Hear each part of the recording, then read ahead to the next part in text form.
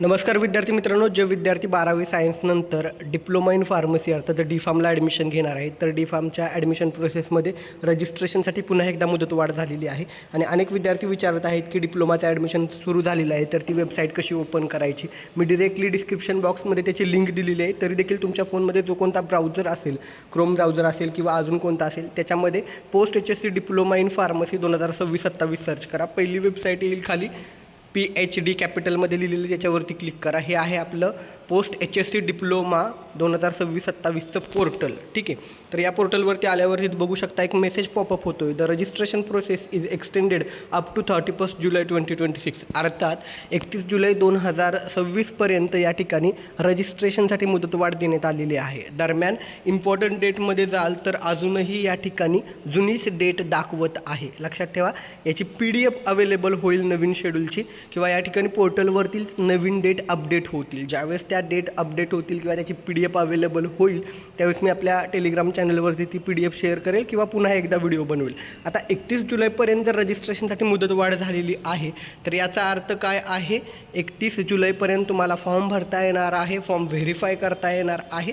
आणि त्यानंतर साधारणपणे अपेक्षित करूया 1 किंवा 2 ऑगस्टला या ठिकाणी प्रोविजनल मेरिट लिस्ट येईल. आणि त्यानंतर 3 दिवस तुम्हाला ग्रीव्हियन्स पिरियड असेल. म्हणजे एखादं डॉक्युमेंट तुमचं पेंडिंग होतं, नाव, मार्क्स, कास्ट कॅटेगरी यामध्ये बदल करायचा असेल, तर 3 ते 5 किंवा 3 ते 6 ऑगस्टपर्यंत ती प्रोसेस करता येईल. आणि त्यानंतर मग फायनल मेरिट लिस्ट अवेलेबल होईल. आणि ह्या दरम्यानच्या काळात जर मुदतवाढ झाली नाही, तर मग पुन्हा कॅप राऊंडचं वेळापत्रक अर्थात कॉलेजची यादी जी द्यायची असते त्याचं वेळापत्रक अवेलेबल होईल. आता या मी टेंटेटिव्ह डेट सांगितलेले आहेत. ऑफिशियल डेट ज्या काय असणार आहेत त्या अवेलेबल होतील. मुदतवाढ जर झाली तर पुन्हा यामध्ये बदल होऊ शकतो. हे अपेक्षितच आहे की मुदतवाढ होणार, कारण बी फार्मची ॲडमिशन प्रोसेस सुरू झालेली नाही आहे. बरेच विद्यार्थी असे असतात की डी फार्म करायचं का बी फार्म करायचं, किंवा CETला कमी मार्क्स असतात, तिकडे चांगले मार्क्स असतात, ते बी फार्मसाठी पण वेट करत असतात. त्यामुळं शक्य तितका वेळ ते काय करतात, डी फार्म बी फार्म पॅरलल ठेवतात. आणि सध्या अनेक कॉलेजेसचे अप्रुव्हल पेंडिंग बाकी आहेत. नीटचा रिझल्ट लागलेला आहे आणि साधारणपणे अपेक्षा करूया की पुढच्या 15-20 दिवसात बी फार्मची ॲडमिशन प्रोसेस सुरू होईल. पण जे PCIकडून कॉलेजची मान्यता आणि नवीन सिलॅबसमधली जी प्रोसेस चालू आहे, त्यामुळे कदाचित बी फार्मच्या ॲडमिशन प्रोसेसला अजून थोडा वेळ लागू शकतो. तोपर्यंत असं वाटतं की डिप्लोमाला देखील पॅरलल ठेवतील डी फार्म बी फार्म ॲडमिशन प्रोसेस. जे काही अपडेट आहे ते तुमच्यापर्यंत वेळोवेळी पोहोचवलं जाईल. माहिती आवडली असल्यास व्हिडिओला लाईक करायला, सर्वांसोबत शेअर करायला विसरू नका.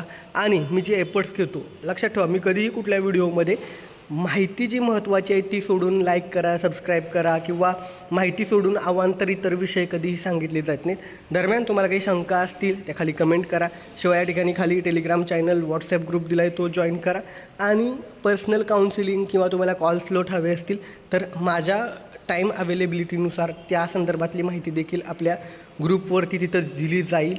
ही माहिती आवडली असल्यास व्हिडिओला लाईक करायला, सर्वांसोबत शेअर करायला विसरू नका. धन्यवाद. थँक्यू.